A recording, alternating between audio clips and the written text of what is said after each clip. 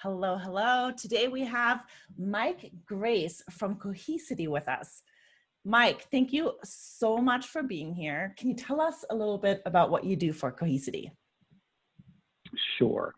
At Cohesity, I am one of 4 customer success managers, which is a new function at Cohesity.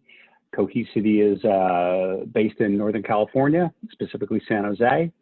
Focuses data management and how we change how big enterprise companies look at data management, how they manage their data, how they back up their data, how they archive their data.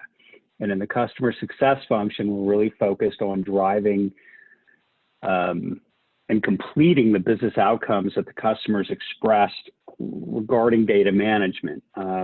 So it's been quite a journey to join I don't want to say startup because Cohesity's been around for 5 or 6 years, but still a privately held company.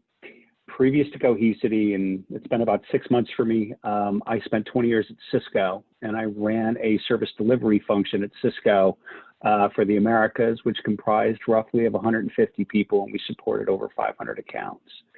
So going from running a pretty big organization to being an individual contributor has been really, really eye-opening, and doing it at a smaller company that's trying to be, enterprise class data management has been a fantastic learning experience. That's really awesome. Let me ask you, seeing the difference between a big company like that and a smaller company like that, is the agility, are you guys a lot more agile because you're smaller? Is that awesome to do, or is that really hard to do because it's kind of a startup? It's a little mixed bag. So there's an example I'll give you. When we started this, I had a salesperson ask me, like, do you have something of your responsibilities I could give my customers? And I'm like, I don't think we do. We didn't have a branded information sheet. And so I reached out and, I made sort of a PowerPoint mock-up, and I gave it to somebody in marketing. They turned it around in a day.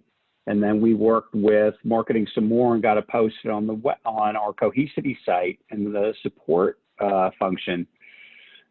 And I think it took like 4 days. Now at Cisco, we'd all been drive, go get it, but it would have had to go through approvals and all this stuff. So, from getting smaller things done, yes. I think the challenge with the smaller company is recognizing maybe what you don't know today and how it's going to impact you 20 years down the road, right? That's been the biggest opportunity, let's say. Yeah, I love that. So Mike, we have 5 questions for all of our podcast guests. So I'm going to get started with question number 1. What have you done to promote great customer service in your organization? This is especially important because you're fairly new there. Yeah. So the thing with the customer service function is that, like I said, we're trying to drive the bigger discussions, the higher level discussions. What are your business outcomes? How does Cohesity contribute to those outcomes? What we find though is, as we're startups, perhaps not the right term, but as we're a newer company with newer technology, we're really focused on releases that provide more capabilities. What we find is customers want to make sure that the current stuff works, and we've got an amazing support organization with very, very skilled technical engineers. And I think a big focus of the customers right now is ensuring that cases and closure and tying up the loose ends of those cases related to future releases and patches is paramount to them right now. So this focus on the larger discussions and where else can Cohesity help you, they get it, but they're more focused on the here and now. I got to make sure that my stuff works and that my data is good. So counter to what our mission statement is as an organization for customer success, There's a little more tactical focus on ensuring response and case management, and customers are really satisfied with the support they get. And that, I think, elevates and creates some sort of political capital, emotional bank account deposits where customers will be willing to have that conversation going forward. Does that make sense? Yeah, yeah, that totally makes sense. So every company has limited resources. It doesn't matter if you're big like Cisco or you're smaller like Cohesity. How are you guys managing with either lack of time or lack of resources when it comes to customer support? So there's a couple examples, right? So the obvious answer is hire more support engineers, and we've been doing that, right? And it's important for a couple of reasons. As we release more capabilities, the connection between product management, when they put capabilities into a release and conveying that to support, so support's ready to answer those questions when they come in and be able to either test it in a lab or provide answers right away, is really, really important. But there are other situations where customers open cases that perhaps could be done through self-service, and we've got a journey of more self-service sort of capabilities that'll allow customers to do more things with the platform without requiring support. And some of them are simple, and we're just not there yet. So, for example, we have alerts, and we have a lot of alerts, because if your data is not flowing properly, you're going to get alerts, but we've got a ton of them. So you can pick and choose the alerts that you get sent to you automatically when jobs fail or get stuck or whatever the situation is, but you have to open a case to do it. A customer can't go on our site or in their portal and say, I want this alert, I want this alert. They have to open a case, and that takes engineering time. So there's examples like that where we've got opportunity to really streamline, and it's also more convenient for a customer to be able to do that than open a case, right? Because they can do it at their own time, and they don't have to wait for an engineer to get back to them. So it's examples like that where there's real opportunity to automate the more simple tactical things, and then leave the expertise and the strong engineering support that we've got ready to take on the big things. Okay. And then how are you guys measuring your success? So we are very metrics driven, and it's NPS scores and CSAT scores. We take NPS to a different level, and our NPS scores, you're going to be shocked when I say this, our NPS scores have been over 95. Whoa, that's awesome. Yeah, over 95. And I don't know of any other customer or company that can say that. And it's something that we're extremely proud of. The challenge becomes, as we continue to grow, how do we keep those NPS scores at that level without incurring massive expenditures, to bring out more support people to keep that level of score. By comparison, the organization I ran at Cisco, I think our best NPS score was 55. Yeah. So 90 plus is industry leading. I mean, it's unparalleled. I mean, you just don't hear it. Yeah, that's really good. You said there was two things, NPS, and what was the other one that you used for measurement? And customer sat based on individual cases. Okay. Right. And our customer sat is, out of a scale of 5, is traditionally north of 4.7. So, we're doing quite well in that space as well. But again, the challenge is, how do I balance keeping those scores at that level and then managing expenditures to do it? Yeah.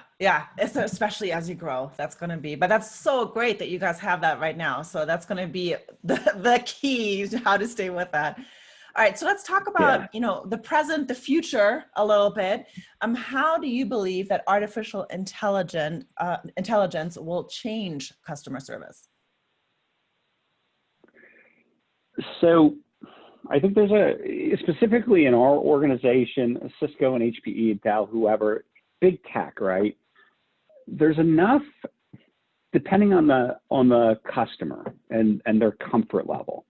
There's, based on the capabilities and the service provided, there's enough metadata that we can take out that doesn't compromise security, that you could build world-class proactive alerts and world-class fixes behind the scenes before a customer even knows it's an issue. And I think that's the true opportunity, because that way you're always going to run into situations where a customer's got a real issue, right? This isn't solved by some script that somebody can just write off, right? You have to test it. You have to build a comparable infrastructure to see how this works. But there's so many instances where it's just a restart of a service, or, hey, I'm noticing that your capacity on a certain piece of hardware in an environment is getting high, your IOs are high, whatever the situation is. There's so many opportunities to just build those alerts and then the proactive fixes behind them to restart a service, you know, to reallocate memory. There's just so many opportunities that I think that's where AI really comes in, and you leave the hardcore support, like, we cannot figure this out, or it's a multi-supplier situation. So Cohesity with Cisco, with VMware, right? It's all three, and we can't figure out. There's no one way to pinpoint where the issue lies. Yeah. Okay. So Mike, with your long experience in customer service and your successes, especially now with that crazy awesome success rate, can you give our listeners one main advice for customer service success?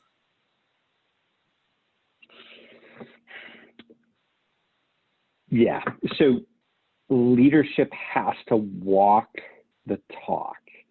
So Cohesity, this focus on NPS scores, if we get a low one from a single response from a single user at a customer, we go all out to figure out why and how we stop that from happening again.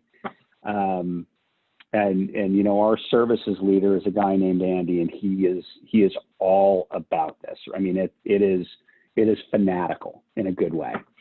At Cisco, when I was running an organization, you know, in quarterly all hands, it was a little different because it was a paid for service. So customers had high expectations. The account teams that sold it had high expectations. And it was a matter of me demonstrating, yeah, you gotta do what the customer asks for. I mean, we have to satisfy contractually what we're obligated to deliver, but we always have to exceed those expectations. And I think if you don't have a leadership team that just talks about metrics, so for example, at Cohesity, with this focus on NPS scores, if we got a low one and it's like, we're still not, you know, 95 NPS, who cares? It's not how it works. It's every single low score gets investigated and we have to report back on it. And it's that important, and that takes cycles to do. You know, we're not doing other things that customers expect. We're focused on this to ensure it doesn't happen again. And I think if you don't have that leadership backing on customer success and what customers expect from your company, whether it's a paid for service, regular service, what have you, I don't know that you can be successful from a customer service standpoint. Yeah, that's really great advice. Well, Mike, thank you so much for being here. I really appreciate your time. Absolutely. It's a pleasure. Thanks for inviting me.